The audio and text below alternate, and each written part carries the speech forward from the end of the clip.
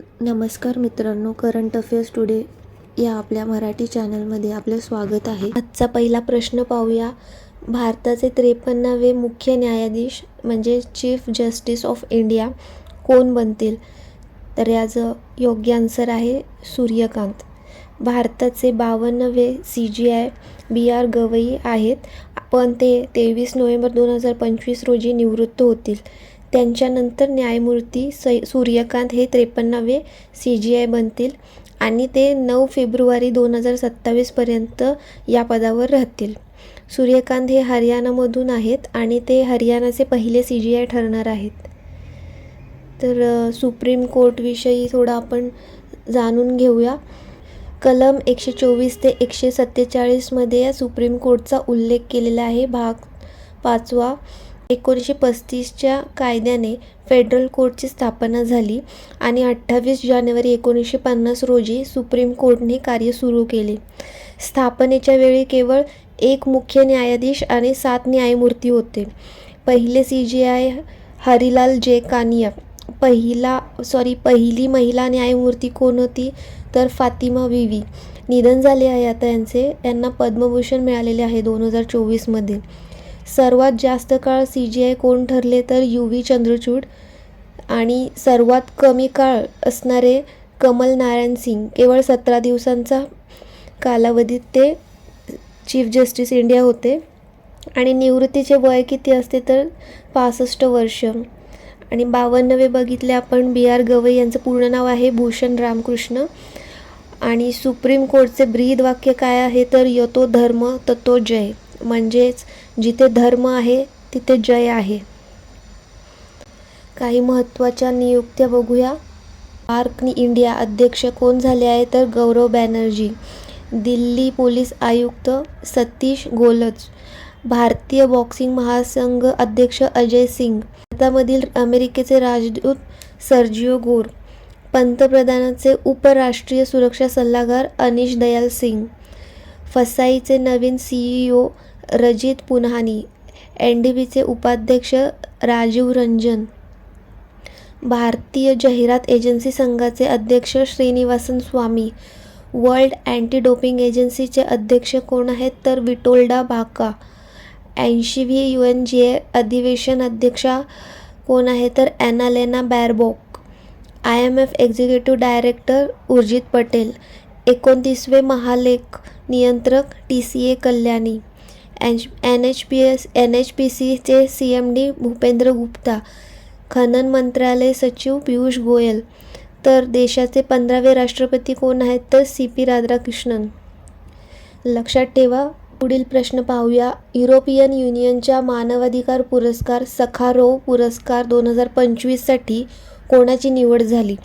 तर याचं योग्य आन्सर आहे दोघांनाही. म्हणजेच आद्रेज पोगजोबत आणि मझिया अमाहलोबेली. युरोपियन संघाने वर्ष 2025 साठीचा सर्वोच्च मानवाधिकार सन्मान सखारोव पुरस्कार बेलारूसचे कैदी पत्रकार आद्रेज आणि जॉर्जियाची मिझिया यांना देण्याची घोषित केलेली आहे.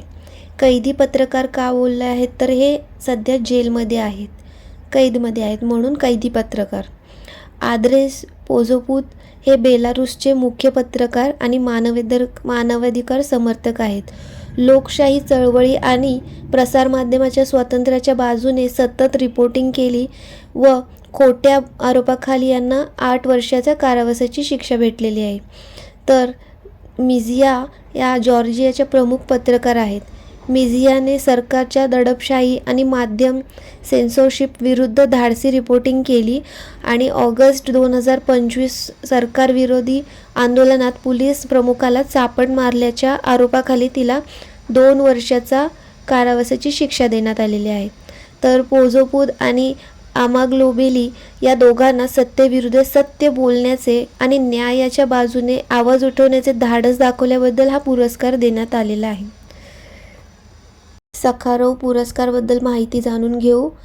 स्थापनाच कधी झाली याची? वर्ष 1988 मध्ये युरोपीय संसदद्वारे. स्मृती हा पुरस्कार सोव्हिएत वैज्ञानिक आणि नोबेल शांतता पुरस्कार विजेते आंद्रेई सखारोव यांच्या नावावर आहे. मानवाधिकार, अभिव्यक्ती स्वातंत्र्य आणि लोकशाही मूल्यांच्या संरक्षणासाठी असामान्य योगदान देणाऱ्या व्यक्ती किंवा गटांना हा पुरस्कार दिला जातो आणि याची रक्कम एकूण 50,000 युरो इतकी रक्कम दिली जाते. काही महत्त्वाचे अवॉर्ड्स पाहून घेऊया आपण. पंतप्रधान नरेंद्र मोदी यांना कोणत्या देशात की टू द सिटी पुरस्काराने सन्मानित करण्यात आले? तर अर्जेंटिना. 2025चा पेन प्रिंटर पुरस्कार सुडानी स्कॉटिश लेखिका लीला अबोलेला यांना मिळाला. संयुक्त राष्ट्रमंडळाला पुरस्कार 2025 बेंडा रेनॉल्ड्स आणि कॅनेडी ओडेडे यांना मिळाला. Suhani Shah best magic creator 2025 पुरस्कार जिंकणारी पहिली भारतीय ठरली. 43वा लोकमान्य टिळक राष्ट्रीय पुरस्कार हा नितीन गडकरी यांना मिळाला.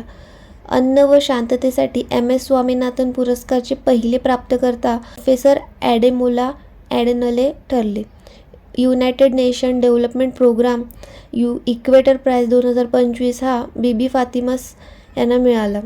ललित कला अकादमी पुरस्कार 2025 प्रेमचंद पुखाराम यांना मिळाला. लता दीनानाथ मंगेशकर पुरस्कार 2025 कुमार मंगलम बिर्ला यांना मिळाला.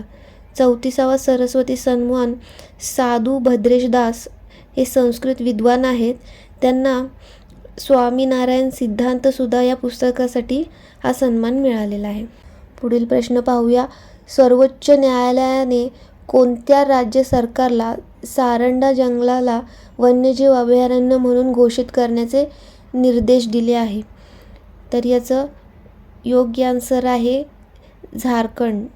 सारंडा याचं कारण काय आहे? सारंडा जंगल जैवविविधतेने समृद्ध आहे आणि त्याला अवैध खाणकामाच्या क्रियाकलांपासून वाचवण्यासाठी वन्यजीव अभयारण्य घोषित करण्याची आवश्यकता आहे. सारंडा ज्याचा अर्थ आहे 700 टेकड्या, हा झारखंडमधील एक जैविकदृष्ट्या समृद्ध वन विभाग आहे जो सुमारे 864 किमी क्षेत्रफळात पसरलेला आहे. सारंडा येथे लोह खनिजाचे महत्त्वपूर्ण साठे आहेत जे भारतात एकूण साठ्यांच्या सुमारे 26% इतके आहेत. झारखंडबद्दल पाहून घेऊया. झारखंडचे कॅपिटल आहे रांची. CM आहेत हेमंत सोरेन. गव्हर्नर आहे संतोष कुमार गंगावर. याच्या राजकीय पशु आहे हत्ती. पक्षी आहे कोयल. वृक्ष आहे साल म्हणजे सखुआ. पुष्प आहे पलाश. आणि लोकनृत्य छऊ, पायका. आणि महत्त्वाचे उत्सव आहेत सरहुल, कर्मपूजा, श्रावणी मेळा. कॅपिटल कोस्टल ऑफ इंडिया हे कुठे आहे तर धानबादमध्ये. आणि सेंट्रल कोलफिल्ड हेडक्वार्टर कुठे आहे तर रांचीमध्ये. आणि झारखंडची स्थापना कधी झाली तर 15 नोव्हेंबर 2000 रोजी. झारखंडमधील काही 2025चे न्यूज पाहूया. भारताची पहिली महिला हॉकी इंडिया लीग कुठे आयोजित करण्यात आली तर रांचीमध्ये. याच्यामध्ये ओडिसा वॉरियर जिंकला कोणाला हरवून तर सुरमो हॉकी क्लब यांना. झारखंडमधील उधवा जिल्हा रामसर स्थळमध्ये समाविष्ट करण्यात आलेले आहे. 15वी हॉकी इंडिया सिनियर महिला राष्ट्रीय अजिंक्यपद स्पर्धा 2025 याची 15वी एडिशन कुठे झाली तर पंचकुला हरियाणा. आणि याच्यामध्ये सहभागी कोणी कोणी घेतलेला झारखंड. आणि झारखंड विनर ठरला हरियाणाला हरवून. पूर्वी प्रादेशिक परिषदेची 27वी बैठक झाली रांची झारखंड येथे. भारताला पहिला खनन पर्यटक प्रोजेक्ट कुठे सुरू झाला तर झारखंडमध्ये. झारखंड पर्यटनाचा ब्रँड ॲम्बॅसेडर कोण आहे तर MS धोनी. झारखंडमध्ये अटल मोहल्ला क्लिनिकचे नाव बदलून Mother Teresa advance health clinic ठेवण्यात आले. तर माजी मुख्यमंत्री शिबू सोरेन यांचे निधन झाले. त्यांना दिशोम गुरु म्हणून ओळखले जात होते. आणि इथे महत्त्वाचे फेस्टिवल कोणता आहे तर कर्मपूजा फेस्टिवल. पुढील प्रश्न पाहूया. 4 वर्षानंतर दरबार मूव्ह परंपरा कोठे पुन्हा सुरू केली तर याचं योग्य आन्सर आहे जम्मू काश्मीर. ही परंपरा 1872मध्ये महाराजा गुलाब सिंग यांच्या कारकिर्दीत सुरू झाली होती. काय होतं यात तर दर 6 महिन्यांनी राज्याची प्रशासकीय राजधानी जम्मूवरून श्रीनगर आणि मग श्रीनगरवरून पुन्हा जम्मू अशी बदलली जाते. कारण हिवाळ्यात श्रीनगरमध्ये कडाक्याची थंडी पडते त्यामुळे तिथे काम करणे कठीण होते. त्यामुळे त्या काळात प्रशासनिक राजधानी जम्मू येथे स्थलांतरित केले जाते, कारण तिथे तापमान तुलनेने योग्य असते. मग उन्हाळ्यात जम्मूमध्ये उकाडा वाढतो, त्यामुळे हे लोक पुन्हा श्रीनगरला जातात आणि तिथे राजधानी बनवतात. पण असे करताना एक समस्या येते की सर्व सरकारी कर्मचारी तसेच सर्व रेकॉर्ड्स यांना सुद्धा शिफ्ट करावे लागते आणि यात खूप खर्च होतो. दरवर्षी दोनदा हे स्थलांतरण होते, तर यात सुमारे 200 कोटीचा खर्च येतो. याच कारणामुळे 2020 मध्ये हे बंद करण्यात आले होते. पण आता 2025 मध्ये जम्मू काश्मीरचे मुख्यमंत्री उमर अब्दुल्ला यांनी ही परंपरा पुन्हा सुरू केलेली आहे. जम्मू काश्मीरबद्दल जाणून घेऊया. याचं कॅपिटल श्रीनगर आणि जम्मू म्हणजे हे आपण मगाशीच बघितलं, विंटर सीझन किंवा समर सीझननुसार हे चेंजेस होत राहतात. ह्याचे लेफ्टनंट गव्हर्नर आहेत मनोज सिन्हा आणि CM आहेत उमर अब्दुल्ला आणि सुरेंदर चौधरी. जम्मू काश्मीर आणि लडाख हायकोर्टचे नवीन चीफ जस्टिस आहेत अरुण पल्ली. इथे कोणते कोणते उत्सव सेलिब्रेट केले जातात तर पट्ट उत्सव, हैरत उत्सव, तवी महोत्सव, कंचोत महोत्सव, मंगास व्हॅली महोत्सव, अहरबल महोत्सव, खीर भवानी मेळा इथे भरतो. चिनार बुक फेस्टिवल श्रीनगरमध्ये होतो. जगातला सर्वात उंच रेल्वे ब्रिज कुठे आहे तर चिनाब नदीवर आहे. आणि भारताची पहिली कॅनबिस मेडिसिन परियोजना इथे सुरू झाली. वर्ल्ड क्रॉप सिटी प्रमाणपत्र मिळवणारा हा 4था भारतीय शहर ठरला काश्मीर. जम्मू काश्मीर हा भारतीय रेल्वेचा प्रस्तावित 69वा विभाग आहे आणि तो उत्तर रेल्वे झोन अंतर्गत असेल. विद्यमान फिरोजपूर विभागाची पुनर्रचना करून तो तयार केला जाईल. इथे नॅशनल डॅम कोणते कोणते तर Dachigam national park, Kishtwar national park, Salim Ali national park. तर हे लक्षात ठेवा. पुढील प्रश्न पाहूया. कॅथरीन कोनाली कोणत्या देशाच्या राष्ट्रपती म्हणून निवडून आल्या आहेत? तर याचं योग्य आन्सर आहे आयर्लंड. आयर्लंडची राजधानी काय आहे? डब्लिन. चलन आहे युरो आणि आता नवीन झाल्यात राष्ट्रपती त्या कोण? Catherine Connolly. प्रश्न पाहूया. 22वे एशियन भारत शिखर परिषद कोठे आयोजित करण्यात आली? तर याचं योग्य आन्सर आहे मलेशिया. मलेशियामध्ये कुठे तर कोलालंपूर इथे ही परिषद आयोजित करण्यात आली. याचं 22वे एडिशन आहे. 26 ऑक्टोबर 2000 रोजी ह्याचं आयोजन केलेलं आहे. तर भारताच्या वतीने PM मोदी यांनी यात व्हर्च्युअली सहभाग घेतला आहे आणि येथे PM मोदी यांनी 2026 हे वर्ष आशियान भारत सागरी सहयोग वर्ष म्हणून घोषित केलेलं आहे आणि त्यांनी असे म्हटले की 21st सेंचुरी ही आपली शतक आहे, ही भारत आणि आशियानची शतक आहे. 2024ची 21वे संस्करण कुठे झालं तर लाओस व्हिएतनाममध्ये आणि 2026ची कधी होणार आहे 23वे एडिशन फिलिपिन्समध्ये. हे देखील त्या बैठकीत घोषित केलेलं आहे. आणि आता 22वी कधी कुठे आहे तर बघितलं आपण मलेशियामध्ये. एशियानचा फुल फॉर्म काय आहे तर association of south east Asian nation. याची स्थापना कधी झाली? 8 ऑगस्ट 1967 रोजी. याचे मुख्यालय कुठे आहे? जकार्ता, इंडोनेशिया येथे. याचे नवीन सदस्य कोण बनले? तिमोर लिस्ते 11वे सदस्य बनले हे. आणि 2024ची बैठक आपण बघितलीच. आणि याचा मोटो काय आहे? One vision, one identity, one community. याचं उद्देश काय आहे? दक्षिण पूर्व आशियामध्ये शांतता, स्थिरता आणि समृद्धी वाढवणे. 14वी ADMM+ दहशतवाद विरोधी बैठक 2025 ही कुठे झाली? न्यू दिल्लीमध्ये. ADMM म्हणजे एशियन डिफेन्स मिनिस्टर्स मीटिंग. भारताने पहिल्यांदाच याचे आयोजन केले आहे. सहअध्यक्षता कोणी केली? मलेशियाने. 5th Asian India youth summit 2025 हे गोवा येथे होणार आहे. गोवा येथे. आणि एशियन समिट 2025 ही कोलालंपूर मलेशिया मेमध्ये होणार आहे ही. आणि पहिली एशियन इंडिया क्रूज वार्ता ही चेन्नईमध्ये झाली. आणि 5th Asian India youth summit हे गोवा हे आपण बघितलं. आणि भारत एशियनचा सदस्य नाही आहे, पण 1992 मध्ये भारत एशियनचा डायलॉग पार्टनर म्हणजेच वार्ता भागीदार बनलेला आहे. लक्षात ठेवा. पुढील प्रश्न पाहूया. बंगालच्या उपसागराकडे येणाऱ्या चक्रीवादळाला मोथा हे नाव कोणी सुचवले? तर याचं योग्य आन्सर आहे थायलंड. दक्षिण पूर्व बंगालच्या उपसागराचा एक चक्रीवादळ निर्माण होत आहे मोथा नावाने. हा वादळ ओडिशा आणि आंध्र प्रदेशच्या किनाऱ्याकडे सरकत आहे.